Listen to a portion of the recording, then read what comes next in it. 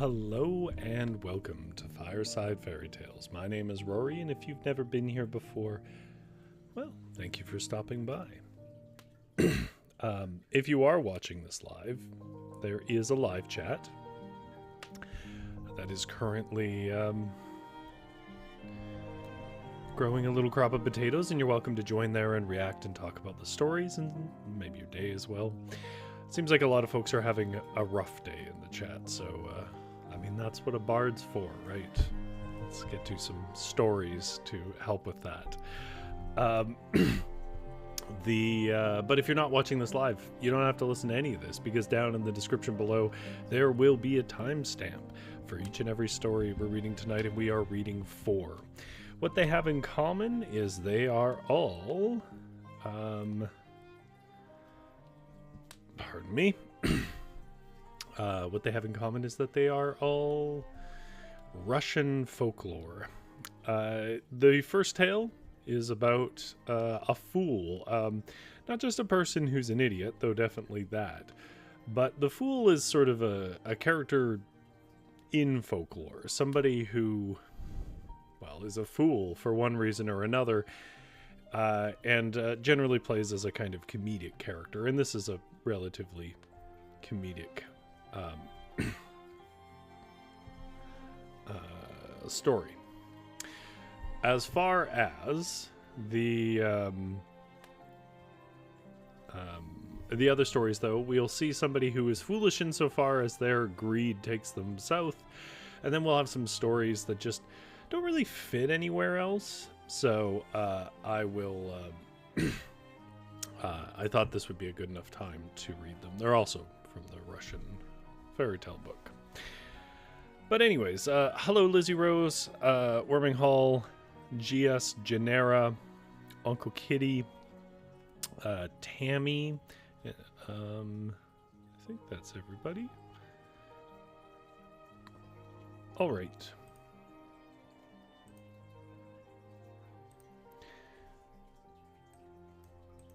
Still quite warm here, so we will try to get going.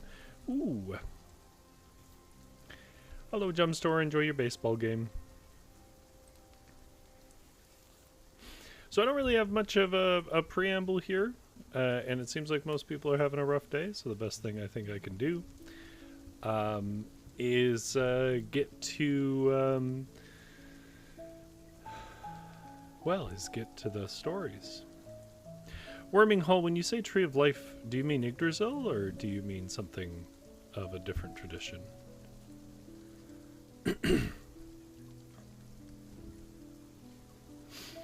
I guess that's the world tree, isn't it? Our first tale of the night is called The Fool and the Birch-Tree, and it is a comedic little piece of folklore from Russian Fairy Tales, a choice collection of Muscovite folklore, a collection you can see for yourself. It's free, it's in the public domain, and available through Gutenberg.org.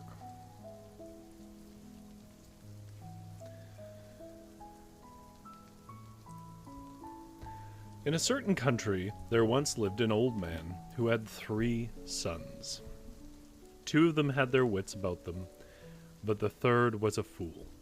The old man died, and his sons divided his property among themselves by lot. The sharp-witted ones got plenty of all sorts of good things, but nothing fell to the share of the simpleton but one singular ox, and that such a skinny one. Well, fair time came around, and the clever brothers got ready to go and transact business. The simpleton saw this and said, "I'll go too, brothers, and take my ox for sale." So he fastened a cord to the horn of the ox and drove it to town. On his way, he happened to pass through a forest, and in the forest there stood an old withered birch tree. Whenever the wind blew, the birch tree creaked. "What is the birch creaking about?" thinks the simpleton. "Surely it must be bargaining for my ox." "Well," says he, If you want to buy it, why buy it? I'm not against selling it. The price of the ox is 20 rubles. Can't take less. Out with the money. Well, the birch made no reply, only went on creaking. But the simpleton fancied that it was taking for the ox on credit. Very good, says he. I'll wait till tomorrow. And he tied the ox to the birch and took leave of the tree and went home. Presently, in came the clever brothers and began questioning him. Well, simpleton, you sold your ox? I've sold it. For how much? For 20 rubles. Where's the money? I haven't received the money yet. It was settled I should go for it tomorrow. Well, there's simplicity for you. Lost a light there. Just a second.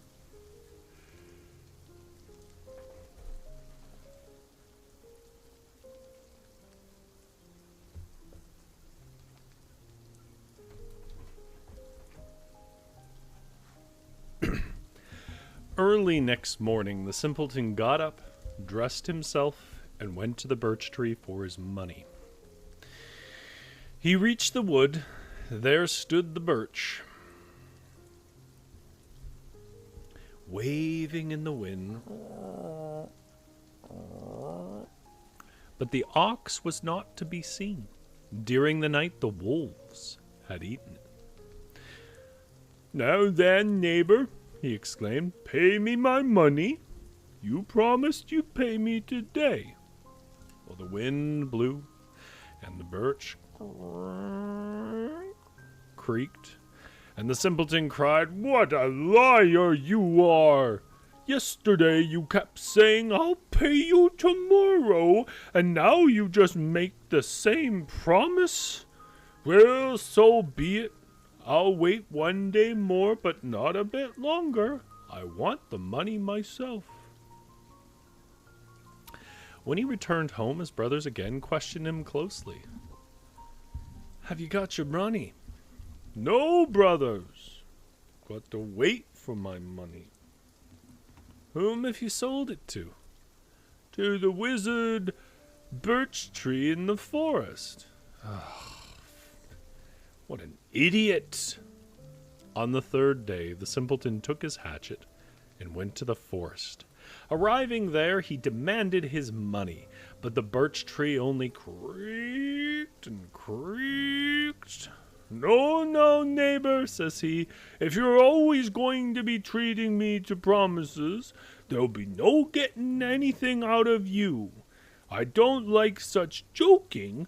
I'll pay you out well for it.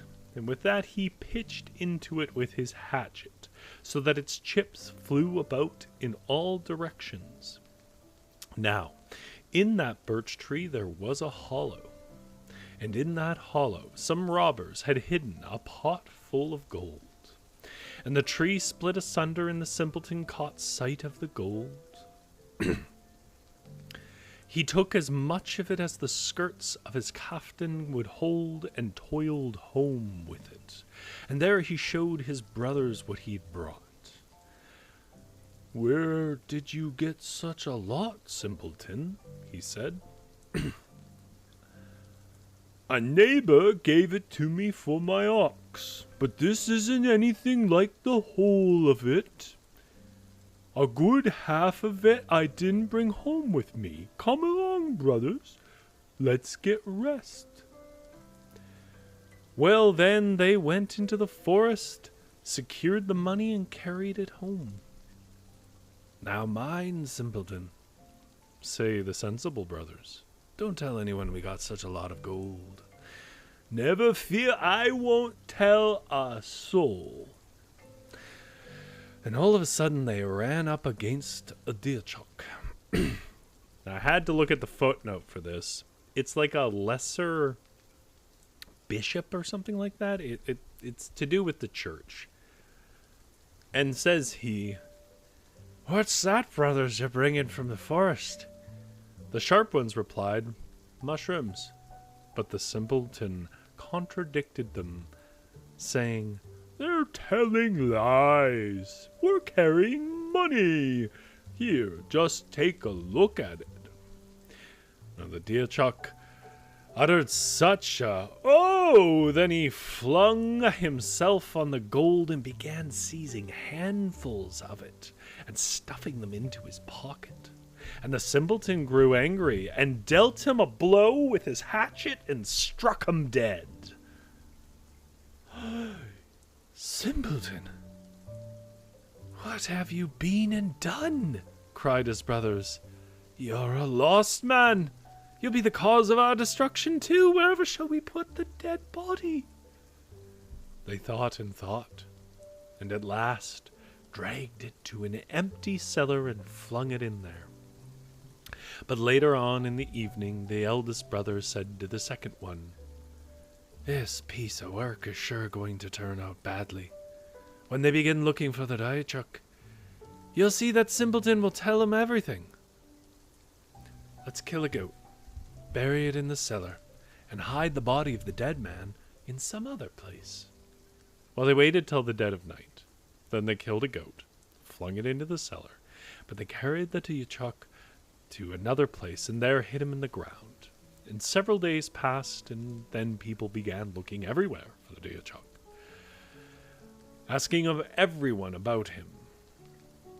"What do you want him for?" said the simpleton, when he was asked. "I killed him some time ago with my hatchet, and my brothers carried him to the cellar." Straight away they laid hands on the simpleton, crying, "Take us there and show him to us." Well, the simpleton went down to the cellar, got hold of the goat's head and asked, "Was your deerchuck dark-haired?" "He was." "And he had a beard?" "Yes, he had a beard." "And horns?" "What horns are you talking about, simpleton?" "Well, see for yourself," said he, tossing up the head to them. They looked, saw it was a goat's, spat in the simpleton's face, went their ways home. One of the most popular simpleton tales in the world. Sorry, that's his notes. I forgot he doesn't split them off. That's the end of the tale. The collector's notes. I remember it caught me off guard when I was reading it too, because I thought there would be one more sentence, I guess. It's such an abrupt ending. Something that you'll find to be a real theme in the Russian folklore, not exclusively Russian folklore. You see a bit of this in Irish, but less so. Celtic in general, I should say. A little bit in German as well, but it really is prevalent in Russian, is the idea that the men of God are thieving, terrible bastards. And I don't... I mean, I think there's only really one source for that. That was the folks' experience of a lot of these people. And I think that makes a kind of sense, because at that point, a certain amount of kind of unquestioned authority was given. There really wasn't anything around to question it. And, how power goes to people's heads. We will see another story tonight of another greedy cleric of a church. Yeah.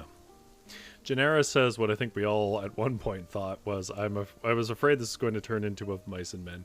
I think he's a little less sympathetic than that, though. It's not like he didn't quite understand what he was doing. He just didn't care.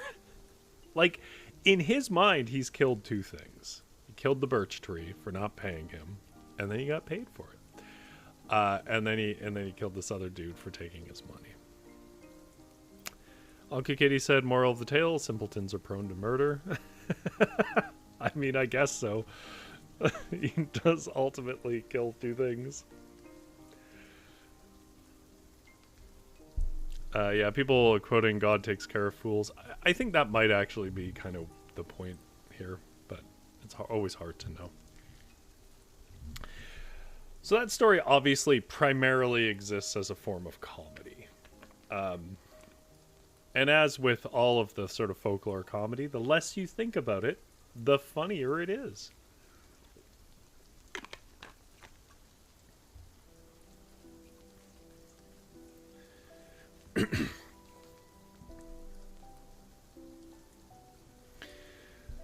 All right. This next tale, well, we'll go right into it.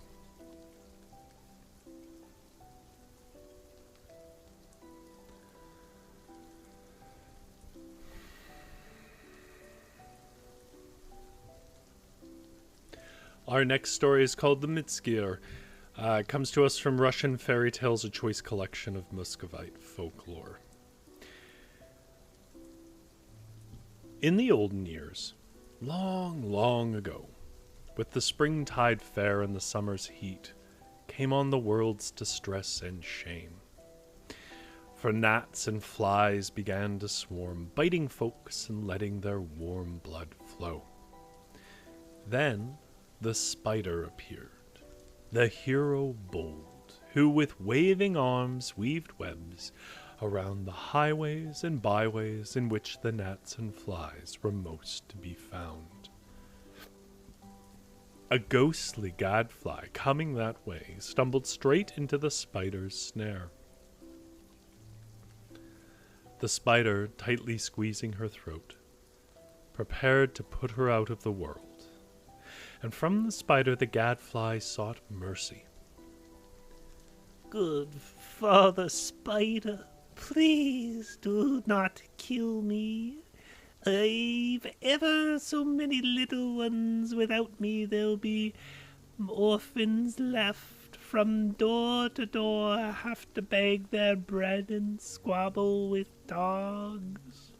Well, the spider released her, and away she flew. And everywhere, humming and buzzing about, told the flies and gnats of what had occurred. Oh, ye gnats and flies, meet here beneath this ash tree's roots. A spider has come, and with waving arms and weaving of nets has set his snares in all the ways to which the flies and gnats resort. He'll catch them, every single one.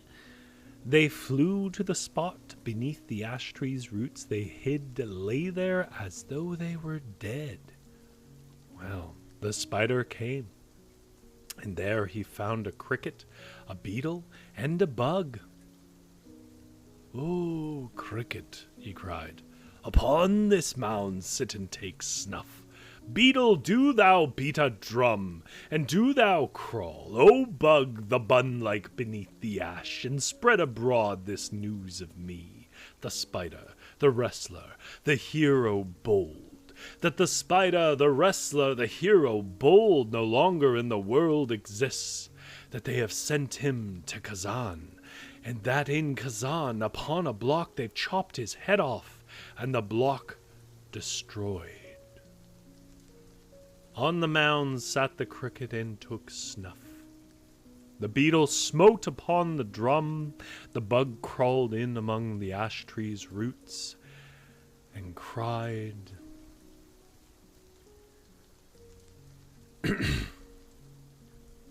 "Why have ye fallen? Wherefore as in death do ye lie here?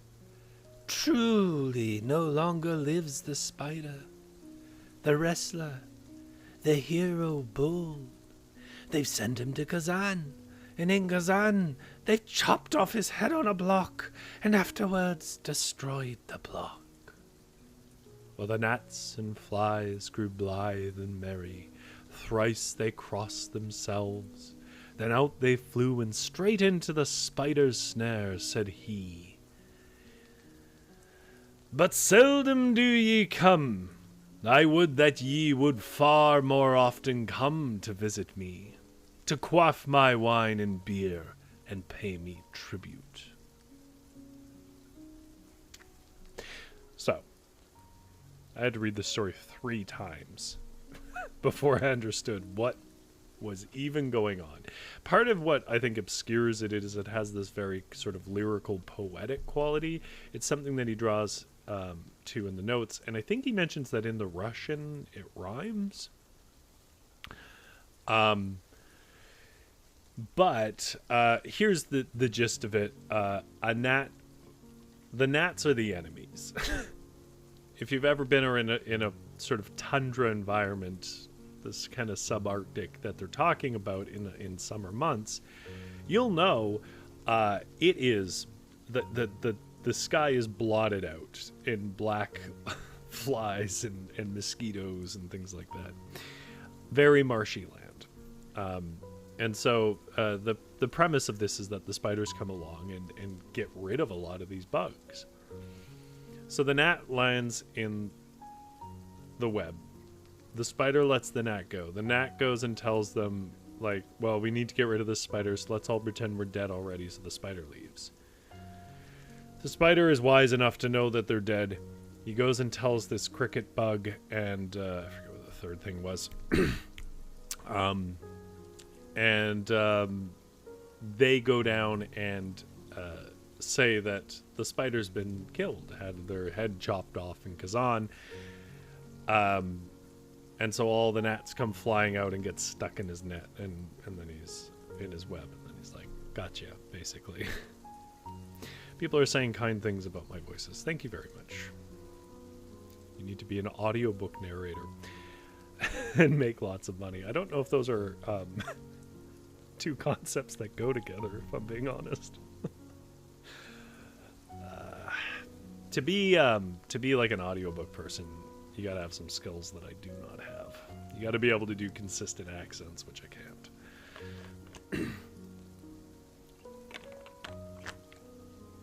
And you gotta be able to find your own voices consistently, which I don't. Maybe one day, though. It's very kind of you guys to say. Okay.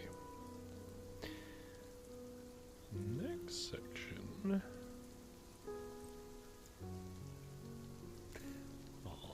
Lizzie says, "You're so talented, you will make the money." Well, that's very kind of you to say. People are being very generous. Also, I think probably at this point,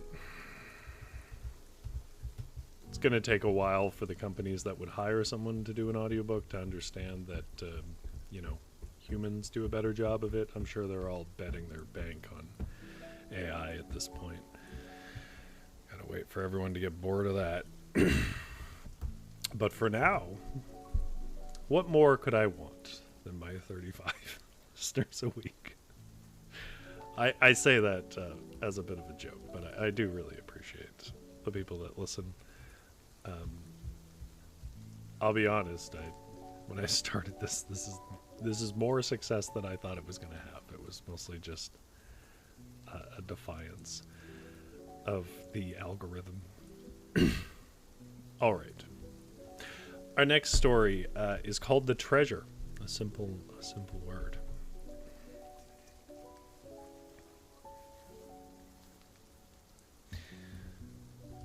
They sure are, Lizzie. I agree. Janera. They're terrible, but the people who are making money decisions are not convinced of this yet. I don't know if you got... I'm not going to turn this into this. This is just stressful for most people, but I will say, when I was watching that Eric Schmidt grad delivery speech, I think that was my chosen performance art about the detachment between what Silicon Valley thinks the world is and what the world is. And that's all I'll say on that. I dropped my lid. I did. There it is. Irritating is the right word, Jess. It's like this buzzy, strange thing. All right. Well, no one's going to confuse the amount of mistakes I make for AI. Our next story is called The Treasure, and it also comes to us from Russian Fairy Tales, a choice collection of Muscovite folklore. In a certain kingdom there lived an old couple in great poverty. Sooner or later, the old woman died, and it was in winter, in severe and frosty weather. The old man went round to his friends and neighbors, begging them to help him dig a grave for the old woman. But his friends and neighbors, knowing his great poverty, all flatly refused. What kind of friends are those? The old man went to the Pope. This is not the Pope as we conceive of it, and that will become clear, but it is a religious figure. But in that village, they had an awfully grasping Pope, one without any conscience. And says he, "Lend a hand, Reverend Father, to get my old woman buried." "But you have got any money to pay for the funeral? If so, friend, pay up beforehand."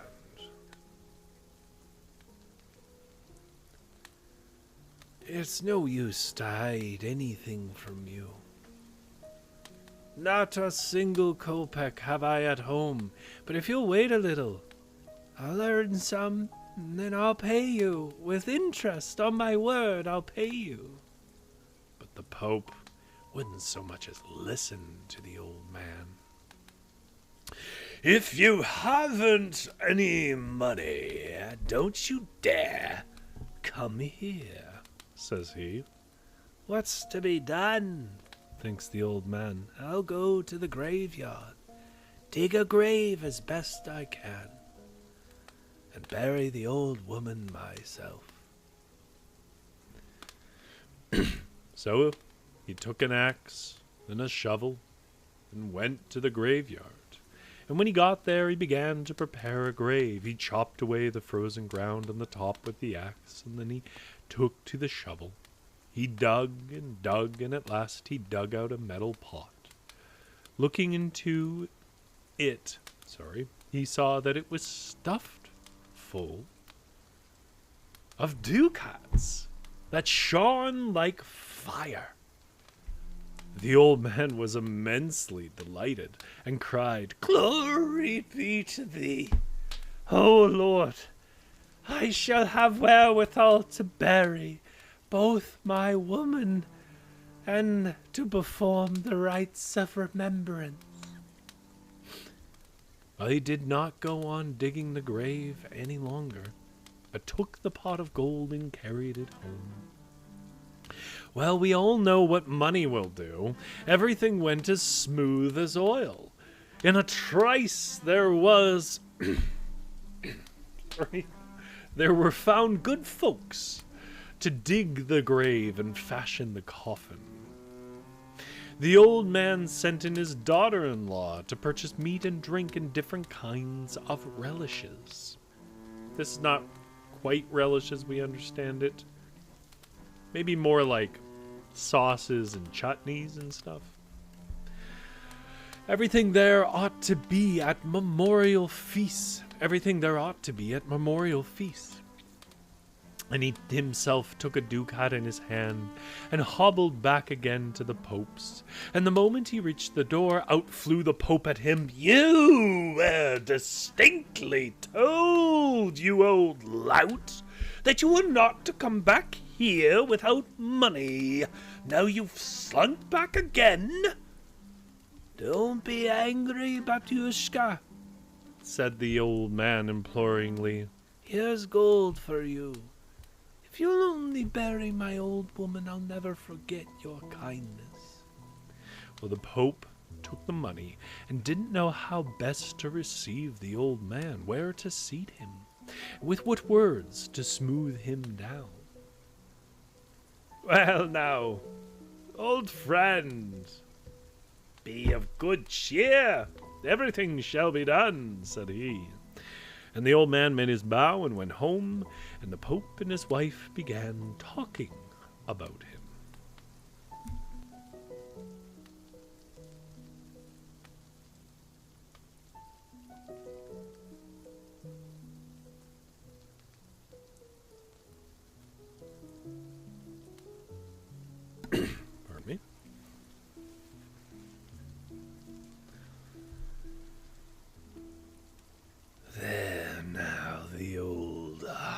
folks, they say.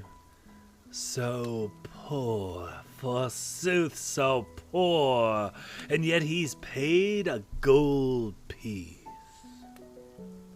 Many a defunct person of quality have I buried in my time, but I never got so from anyone before.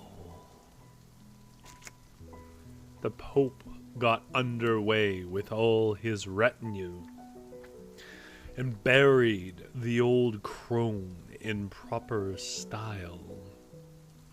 And after the funeral, the old man invited him to his house to take part in the feast of the dead. Well, they entered the cottage, sat down to the table, and there appeared from somewhere or other meat and drink and all sorts of snacks and everything in profusion. The reverend guest sat down and ate for 3 people, and he looked greedily at what was not his. The other guests, well, they finished their meal and separated to go to their homes. And then the Pope also rose from the table. The old man went to speed him on his way, and as soon as they got to the farmyard, the Pope saw they were alone at last. And so he began questioning the old man. "Listen, friend. Confess to me. Don't leave so much of a single sin on your soul. It's just the same before me as before God. How have you managed to get on at such a pace? You used to be a poor mujik, and now marry. Where did it come from? Confess, friend. Whose breath have you stopped? Whom have you pillaged?" "What are you talking about, Patushka? I will tell you exactly the truth. I've not robbed, nor plundered, nor killed anyone. A treasure tumbled into my hands of its own accord." And he told him how it all happened. Well, when the Pope heard these words, he trembled and shook all over with his greed. Going home, he did nothing by night and by day but think, "That wretched lout of a mujik should have come in for such a lump of money. Is there any way of tricking him now? Getting his pot of money out of him?" So he told his wife about it, and she discussed the matter together and held counsel over it. "Listen, mother," says he, "we've got a goat, haven't we?" "Yes." "All right. Then we'll wait until it's night, and then we'll do the job properly." And late in the evening, the Pope dragged the goat indoors, killed it, and peeled off its skin, horn, beards, and all complete. Then he pulled the goat's skin over himself and said to his wife, "Bring a needle and thread, mother. Fasten up all the skin all round me so that it may not slip off." So she took a strong needle and some tough thread and sewed him up in the goat skin. Well, at the dead of night, the Pope went straight to the old man's cottage, got under the window, and began knocking and scratching. And the old man, hearing the noise, jumped up and asked, "Who's there?" "The devil." "Ours is a holy spot," shrieked the mujik, and began crossing himself and uttering prayers in the Lord's name. "In the Lord's name, leave me." "Listen, old man," says the Pope. from me thou wilt not escape, although thou mayest pray, although thou mayest cross thyself. Much better give me back my pot of money, otherwise I will make thee pay for it. See now, I pitied thee in thy misfortune, and I showed thee the treasure, thinking thou would take a little of it to pay for the funeral. But how hast thou pillaged it otherly? Well, the old man looked out the window, and the goat's horns and beard caught his eyes. It was the devil himself, no doubt about it. Let's get rid of him, money and all, thinks the old man. I've lived before now without money, and now I'll go on living without it. So he took the pot of gold, carried it outside, and flung it on the ground. Bolted indoors again as quickly as possible. The Pope seized the pot of money and hastened home, and when he got home, "Come," says he, "the money is in our hands now. Here, mother, put it well out of sight.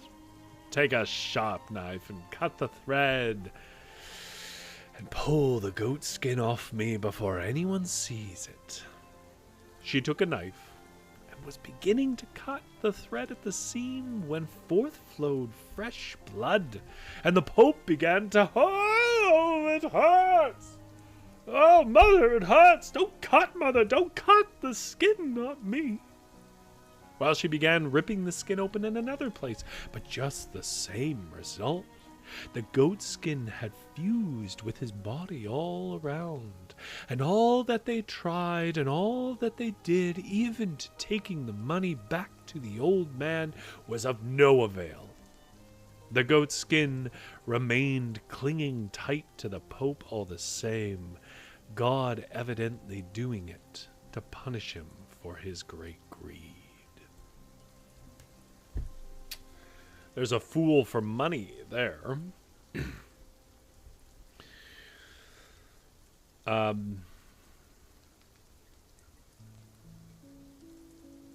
Yeah.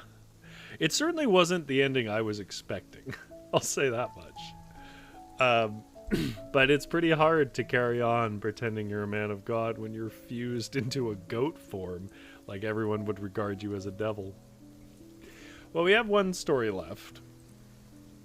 I don't really know where to fit this story. It's just a bit of a strange story. I don't know how to frame it. It's not super weird. It doesn't have a... Well, I guess it does have a bit of a moral. The moral here is you know, pay your debts. But it doesn't have a crazy way to get there. It's just an interesting tale, especially if you consider that this is a tale told to be sort of ambiguously true in the regions that it was, you know, carried on. I see discussion of assassin bugs. Gennaro says, horrific and cathartic, that story. Horrific is a good thing. It's one of those things where, like, folklore can be pretty extreme. I don't think it is as extreme as a lot of people make it out to be, but it can be, and it kind of slips past you because it's text and it's given in the sing-songy way, and they're like, and then he burned the face off the troll, and like, you just don't have to think about it too much as to what that scene would look and smell like and whatever else. All right.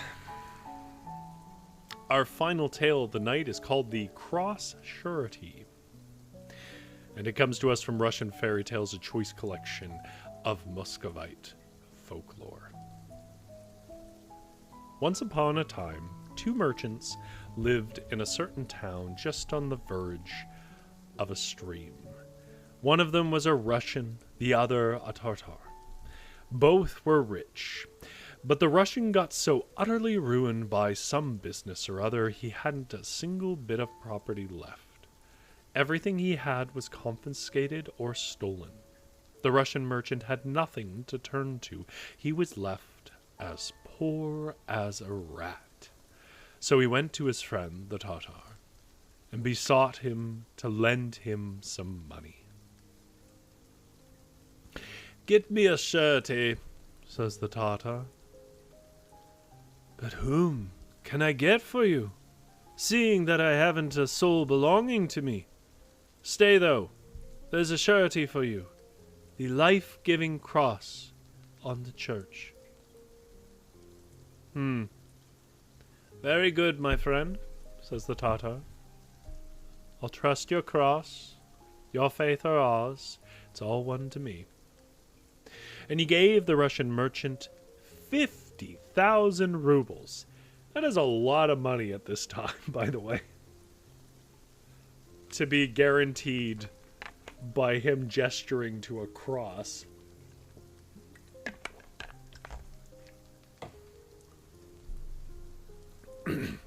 But we continue the tale where the man did that.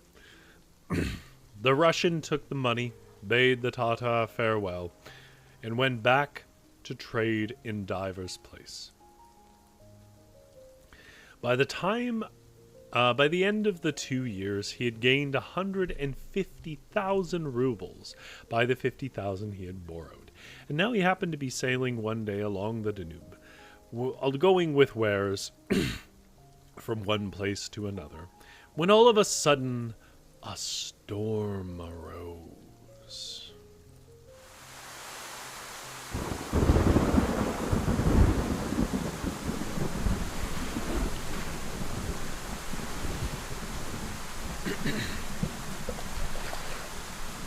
And was on the point of sinking the ship he was in. Then the merchant remembered how he had borrowed money and given the life-giving cross as a surety, but had not paid his debt, and that was doubtless the cause of the storm arising about him. No sooner had he said this to himself than the storm began to subside.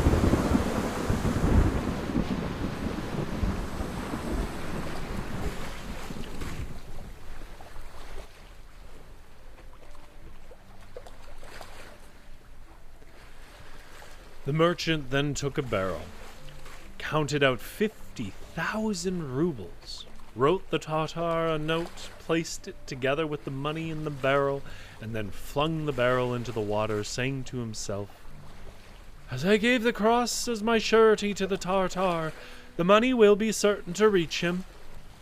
And the barrel straightway sank to the bottom, and everyone supposed the money lost. But what happened? Well, in the Tartar's house there lived a Russian kitchen maid, and one day she happened to go to the river for water, and when she got there she saw a barrel floating along. So she went a little way into the water and began to try to get a hold of it, but it wasn't to be done. When she made at the barrel, it retreated from her, and when she turned from the barrel to the shore, it floated after her. So she went on trying and trying for some time, and then she went home and told her master all that had happened. At first he wouldn't believe her, but at last he determined to go to the river and see for himself what sort of barrel it was that was floating there. When he got there, sure enough, there was the barrel floating. Came up to him, and not far from the shore, rather. The Tartar took off his clothes and went into the water, and before he got any distance, the barrel had come floating up to him of its own accord. He laid hold of it, carried it home, opened it, and looked inside. And there he saw a quantity of money, and on top of the money a note, and he took out the note and read it, and this is what was said in it. "Dear friend, I return to you the 50,000 rubles, for which, when I borrowed them from you, I gave the life-giving cross as a surety." The Tatar read these words and was astounded at the power of this life-giving cross. He counted the money over to see whether the full sum was really there, and it was there exactly. Meanwhile, the Russian merchant, after trading some 5 years, made a tolerable fortune. And he returned to his old home, and thinking that his barrel had been lost, he considered it his first duty to settle with the Tatar. So he went to his house and offered him the money he'd borrowed. And then the Tatar told him all that had happened, and how he had found the barrel in the river with the money and the note inside it. And then he showed him the note, saying, "Is that really your hand?" "It certainly is," replied the other. And everyone was astounded at this wondrous manifestation, and the Tatar said, "Then I've no more money to receive from you, brother. Take that back again." And the Russian merchant had a service performed as a thank offering to God, and next day the Tatar was baptized with all his household. The Russian merchant was his godfather, and the kitchen maid his godmother, and after they had both lived long and happily, survived to a great age, and then died peacefully. GS says, no interest. Well, funny you should mention that. I figured someone would mention that. Around this time, and especially a bit earlier, the idea of usury, which is to basically give someone money and then expect to be paid back money over what you've given as a benefit of giving that money. Maybe that's not how everyone would define usury, but I think it's good enough for this. Was by many considered a sin.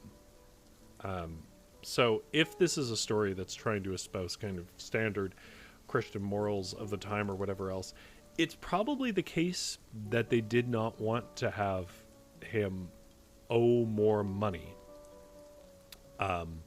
to him than was borrowed, because then that starts treading on some convictions that probably seem weird to us now. I think, honestly, it's one of my favorite things of old Catholic theology. But yeah, there were several monks, one in particular, who were of the conviction that getting money for money was a sin.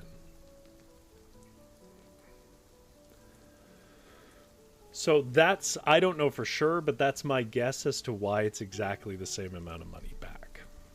I think there is bound into that the idea that a noble man makes money from labor and trade, not from being rich. Good lesson, if you ask me. All right. Well, I was worried that we were going to run a little short today, but it looks like we're not. That was our last story of the night. No fools in that one. Just one that didn't quite fit anywhere and was an interesting one to me. As far as the folks in the chat, thank you very much for your kind words on the voices. I mean, if I ever see an opportunity, I suppose I'll take it, but I don't know where it's going to be at this point. Everything I do is a part of industries that collapsed. So I'm just an artifact in the corner at this point. But it is very kind to hear those words. It is also, maybe most of all, very nice to have people come and share stories with me. And if you're, again, lurking out there, that's fine. I'm glad that you've enjoyed the stories enough to stay with the stream this long. Thank you again, Uncle Kitty, GS, Genera, Lizzie Rose, Tammy, I know, was here, Jumstore, we'll see this later, and Worminghall for hanging out with us this time. For a good amount of time there. And I hope folks... Aw, thank you, Genera. Lizzie Rose says, you could always start a Patreon kind of thing, Rory. I was thinking of it. But it's tough because you have to have something for people to do. And also, I feel like I'd be fleecing my few faithful viewers, and I don't want to feel that way, especially during a year when we're all kind of hard for cash.